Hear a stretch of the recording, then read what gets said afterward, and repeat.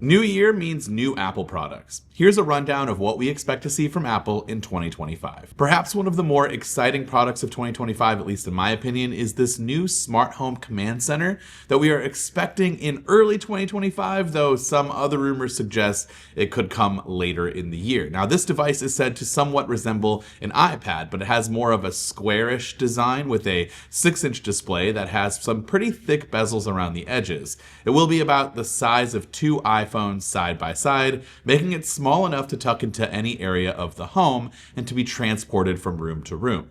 Now, the hub's display will support touch input for opening up applications and controlling connected devices. And while it's not getting a dedicated app store, it will have apps like Notes, Calendar, Home, Apple Music, Apple News, all of the Apple basics that you might need, and some more installed. Apple will also be designing a dock that can house the hub, but it will also be available to be mounted on the wall. Speakers will be built in, and there will be a camera for FaceTime calls. You'll have built-in sensors which will be able to determine how close a person is to the hub, and the information displayed on the screen can shift based on the proximity.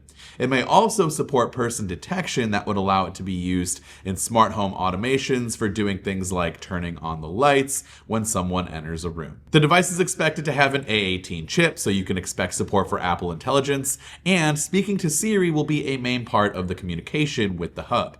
Apple envisions multiple devices being in different rooms of the house, and the device will serve as a room-to-room intercom, and it'll be able to play music. To me, it kind of sounds like it takes all of the good features from a HomePod and slaps a screen on it and then adds a little bit more to it. And so I'm looking forward to hopefully seeing this in the early part of 2025. I think it's going to be pretty exciting. Also, for early 2025, we could expect the brand new iPhone SE4. Now, the iPhone SE4 will mark the end of Touch ID in the iPhone lineup, as Apple is fully transitioning to Face ID for this device, and it will also spell the end of ultra-small phones with no more 4.7-inch screens available. Rumors suggest that the iPhone SE4 will be modeled after the iPhone 14 with a little over 6-inch display, Face ID, and a notch, and at that size, the iPhone SE4 will be significantly larger than the current iPhone SE. It will use OLED display technology, which also means Apple will finally be phasing out LCD displays from the entire iPhone lineup.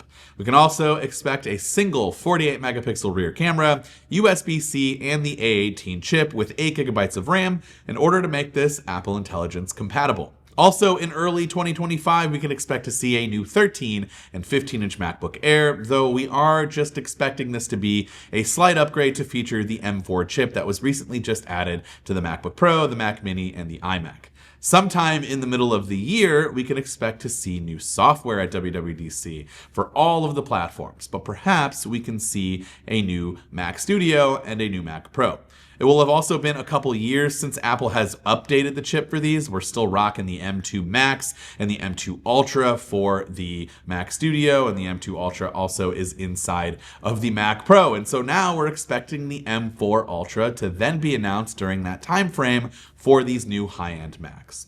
Then in September, we can fully expect to see the usuals: iPhones, Apple Watches. This year, we expect to see the iPhone 17 lineup, which will introduce a new model potentially called the iPhone 17 Air. Now, in 2024, Apple introduced super thin iPad Pro that's just 5.1 millimeters thick, and it's part of this new trend towards making products thinner and lighter. And so this year, we're getting a super thin iPhone 17 that'll be something of a hybrid between the standard iPhone 17 and the iPhone 17 Pro in terms of price. The iPhone 17 Air will mark the biggest update to the iPhone's design that we've had since the iPhone 10 launched in 2017. Now, the iPhone 17 Air isn't directly replacing the iPhone 17 Plus, so it's not just a 17 that's super thin. It's going to have some different features, like a single lens 48 megapixel camera rather than a dual lens or even a triple lens setup, and there's a new display size for it. This new phone could also get a titanium aluminum frame, which would keep it lightweight, and it'll have the same next generation chip that Apple plans to use in the iPhone 17 rather than the higher end chip that Apple will use for the Pro models. Now, speaking of the standard 17, we do know that Apple still plans to offer one, and it could have a larger 6.3-inch display, up from the 6.1 inches that we saw on the 16. It's expected to be Apple's low-cost flagship device, but rumors suggest that we can count on still reveal a dual lens camera setup with a 48 megapixel main camera and a 24 megapixel front-facing camera. And support for ProMotion finally coming to the standard model, so no one can complain about an iPhone with 60 Hz display in 2025. The iPhone 17 Pro and 17 Pro Max will be Apple's high-end devices per usual, but this year we could expect to see some notable design changes. Rumors suggest Apple is planning to do away with the titanium frame in favor of an aluminum frame, and there could be a half-glass, half-aluminum rear casing. Removing half of the glass in the iPhone 17 Pro models and replacing it with aluminum would make them more durable to drops and damage, while still leaving support for wireless charging. Apple is also expecting to upgrade the camera in the Pro models, introducing a 48 megapixel telephoto lens. Now, with that upgrade, the 17 Pro models will have a 48 megapixel sensor across all three lenses. At least one 17 model is expected to have a mechanical aperture that will let users adjust the size of the aperture, which changes the amount of the light that reaches the lens.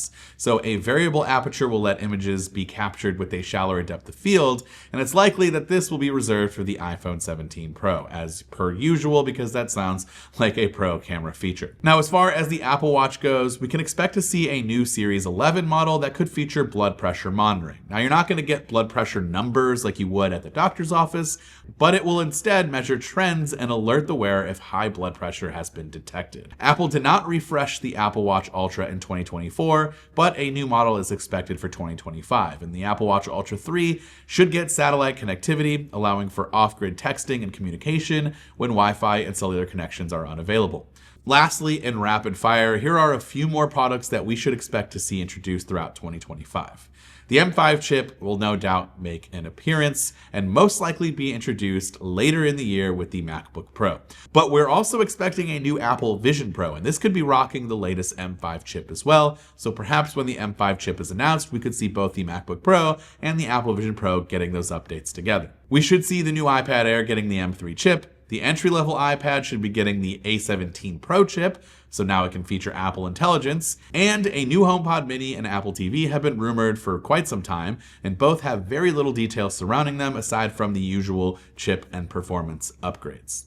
Now, the AirPods Pro 3 should also hopefully be arriving in 2025, and Apple's working on a new design for the AirPods Pro, but details are light as of now. Both the earbuds and the case will be getting a refresh, with the case perhaps getting slimmed down like the AirPods 4 case. Better audio quality is also expected, along with improvements to ANC and better integration with the Apple Vision Pro headset. There are rumors that Apple has been testing some AirPods health features like body temperature and heart rate monitoring, and there's also the possibility that we could see those features on the AirPods Pro 3. Now, the temperature reading could be really useful because temperatures taken from the ear are more accurate than the wrist temperature measurement that you get with the Apple Watch.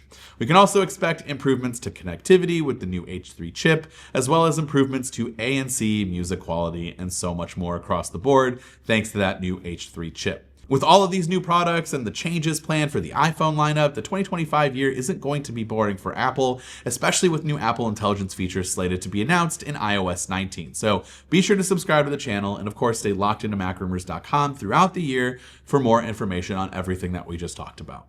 This has been Dan with MacRumors. Thanks so much for watching, and I look forward to seeing you around in the next video.